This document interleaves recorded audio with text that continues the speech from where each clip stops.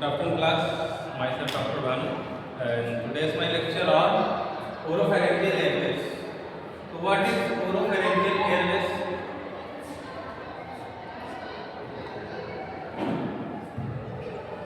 Last lecture में हमने नेसोफैरिंजियल Airways के बारे में पढ़ा था।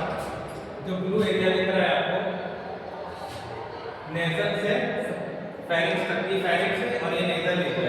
तो नेजल से फेरिंक्स तक का रास्ते को नेसोफैरिंजियल एयरवे बोलते हैं और माउथ कैविटी से ठीक माउथ से लेकर हमारे फेरिंक्स तक के जो पाथवे है इसे हम लोग जो एयरवे का पाथवे है इसे हम लोग ओरोफैरिंजियल एयरवे बोलते हैं। ठीक है, ये पिक वाला जो एरिया आप देख रहे हैं। इंट्रोडक्शन देख लेते हैं। The aim of airway is to prevent the tongue fall. हमारा एम क्या है इस एयरवे में ओरोफैरिंजियल एयरवे में हमारा एम क्या है टंग को फॉल ना होने दें। ये टंग जो है पेशेंट लेटता है सुपाइन पोजीशन में तो टंग जो है पीछे की तरफ फॉल हो जाती है। जब पेशेंट अनकॉन्शियस होगा अनकॉन्शियस कंडीशन में पेशेंट की टंग फॉल कर जाती है, पीछे की तरफ गिर जाती है। तो ओरोफैरिंजियल एयरवे के माध्यम से हम उसको टंग फॉल को प्रिवेंट करेंगे। ठीक है, तो क्या करेंगे टंग फॉल को प्रिवेंट करेंगे। It is a J shape device. Oropharyngeal airways में एक जे शेप की डिवाइस होती है जिसका शेप जे फॉर्म में होता है। Most commonly used in गडल Airways. तो गडल एयरवेज जो होता है उसी में ये चीज यूज होता है। ठीक, most commonly used is गडल Airways. तो गडल एयरवेज ही ज्यादातर यूज होता है जो जे शेप में रहता है। The tip inserted between tongue and posterior pharyngeal wall. तो टिप जो कहां पर इंसर्ट करेंगे between tongue and posterior pharyngeal wall. ये टंग हो गई और ये पोस्टीरियर फेरिंजियल वॉल। टंग और पोस्टीरियर फेरिंजियल वॉल के बीच में इंसर्ट करेंगे। प्रिवेंट टंग फॉल। तो ये क्या होगा हमारी टंग जो सी शेप में रहती है जे शेप में उसको टंग को पीछे जाने से प्रिवेंट करेंगे। Prevents tongue falling back on posterior pharyngeal wall. तो टंग जो है कहां गिरेगी जाके पोस्टीरियर फेरिंजियल वॉल पे गिरे ना, इस वजह से गडल एयरवे हम लोग यूज करते हैं। ठीक है, इसे ओरोफैरिंजियल एयरवेज भी बोलते हैं। And thus maintaining the patency of airway. तो जब टंग फॉल नहीं होगी तो हमारी एयरवे क्लियर रहेगी और टंग जब पीछे टंग फॉलिंग कंडीशन में क्या होगा एयरवे को ब्लॉक करेगी। तो उससे हमें एयरवे को प्रिवेंट करना है। Airways are available in many sizes. तो ओरोफैरिंजियल एयरवेज अलग-अलग साइज में डिफरेंट साइज में अवेलेबल होते हैं। The approximate length distance between tip of nose and tragus plus 1 centimetre. तो इसकी अप्रॉक्सीमेट लेंथ कितनी होती है नोज के टिप से लेके हम ट्राइगस ऑफ ईयर का ट्राइगस होता है, ये उठा हुआ पार्ट है, ये ट्राइगस होता है। तो tip of nose and tragus plus 1 centimetre. इसमें क्या करेंगे टिप ऑफ नोज से ट्राइगस तक की दूरी जो होगी उसमें प्लस 1 सेंटीमीटर इतनी इसकी होगी distance. Nasal airway are also available which are inserted through nostril. Nasal airway में नोस्ट्रिल के थ्रू एंटर करी जाती है और ओरोफैरिंजियल एयरवे माउथ के थ्रू एंटर की जाती है। इंडिकेशन क्या है कब ओरोफैरिंजियल एयरवे हम लोग कब चूज करते हैं। And oropharyngeal airway oral airway भी बोलते हैं, ओबीए भी बोलते हैं इसे। Is an airway adjunct used to maintain or open the airway by stopping the tongue from covering the epiglottis। तो टंग फॉलिंग होने से एपिग्लॉटिस को कवर ना कर ले, इससे प्रिवेंट करने के लिए हम लोग ओबीए यूज करते हैं। In this position the tongue may prevent an individual from breathing। तो ब्रीदिंग में कोई प्रॉब्लम ना हो टंग फॉलिंग से, इस वजह से प्रिवेंट करते हैं। This sometime happen when a person become unconscious because the muscle of the jaw relax causing the tongue to obstruct the airway। जब ये कब होता है sometime happen when a person become unconscious. कभी-कभी जब पेशेंट फुली अनकॉन्शियस होता है तब क्या होता है जॉ की मसल रिलैक्स हो जाती है जो टंग को पीछे की तरफ गिरने देती है। इससे क्या होता है एयरवे हमारा ऑब्स्ट्रक्ट हो जाता है। ड्यूरिंग बैक पास वेंटिलेशन, जो back pass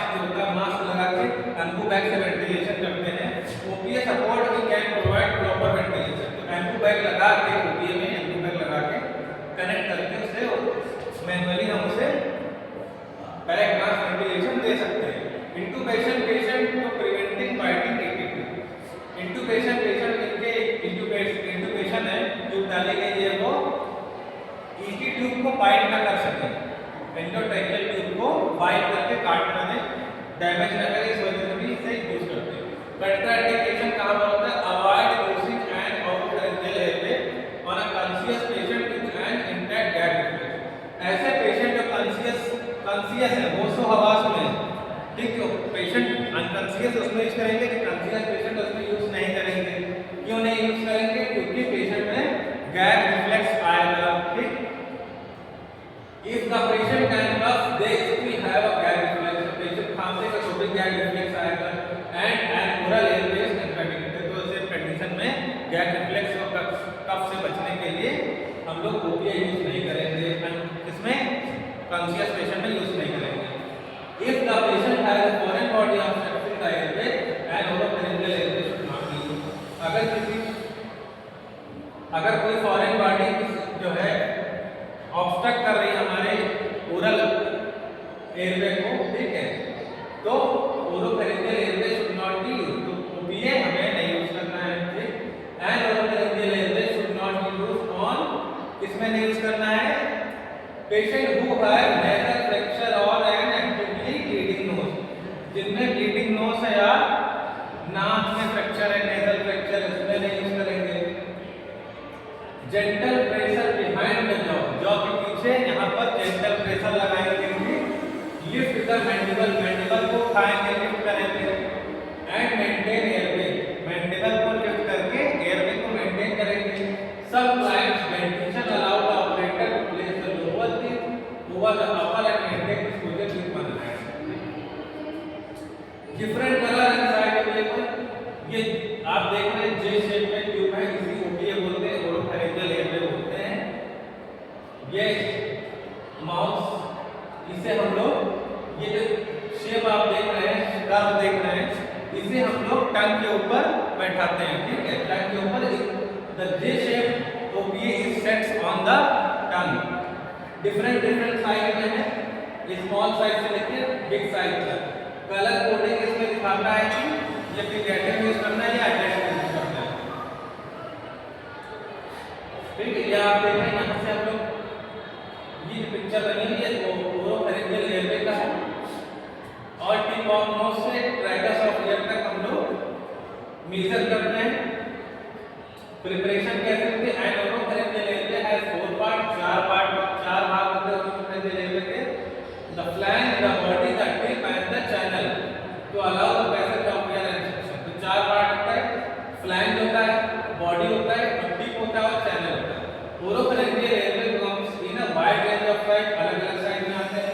choosing an appropriate oropharyngeal size is determined on an individual basis through the use of anatomical landmark.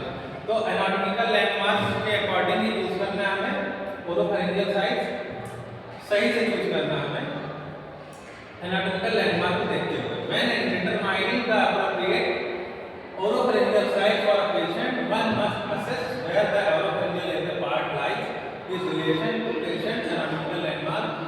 The flange should be approximated externally to where is the abutting the tips। जो flange होता है उसको mouth के बाहर होता है, tips mouth lips के tip के पास, ठीक है, माउथ के बाहर की तरफ फ्लैंज पाया जाएगा, वहां पर एक्सटर्नली जो फ्लैंज होगा एक्सटर्नली रहेगा, ठीक है।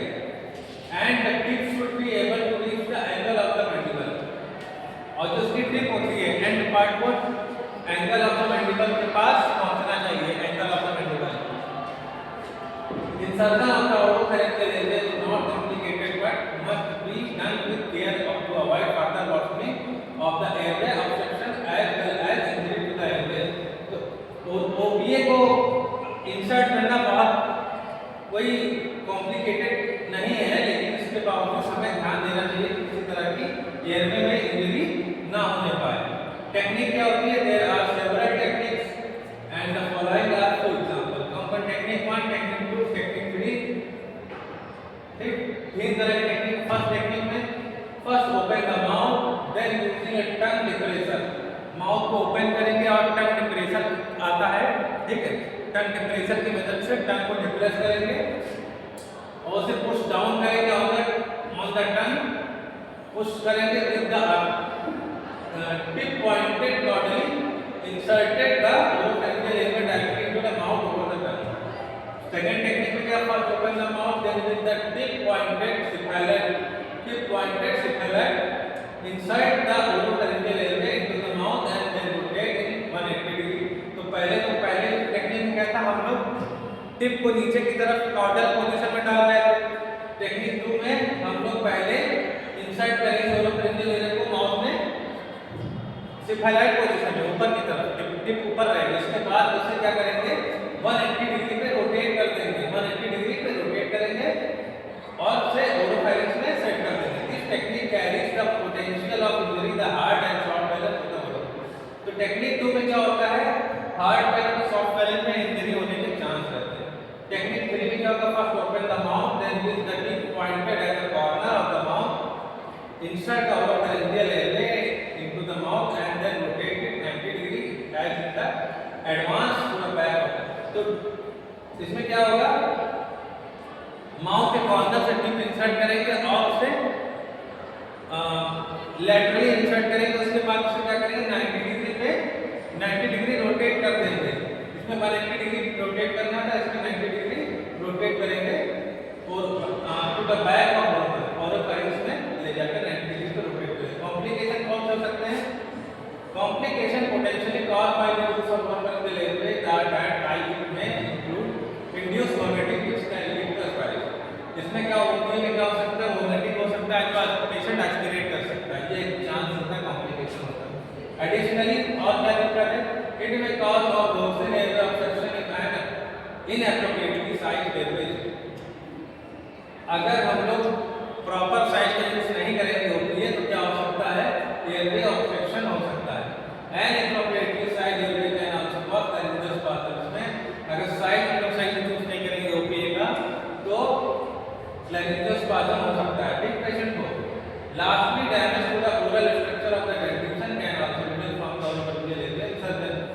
और हमारा चौथा पॉइंट क्या कॉम्प्लिकेशन हो सकता है, डेंटिशन में प्रॉब्लम हो सकती है, दांतों में प्रॉब्लम आ सकती है और क्या हो सकता है dentition also result from the ठीक है ओरल स्ट्रक्चर और हमारे ओरल के अंदर के स्ट्रक्चर को डैमेज हो सकते हैं और दांतों या गम्स डेंटिशन और गम्स दोनों को प्रॉब्लम हो सकती है। ठीक है, तो आज का हमारा ओपीए का लेक्चर यहीं पे एंड होता है। ठीक है, नेक्स्ट लेक्चर में हम लोग एलएमए के बारे में बात करेंगे, लैरिंजियोमास्क एयरवे के बारे में। तो आज का लेक्चर ओपीए का यहीं पे एंड होता है। Thank you.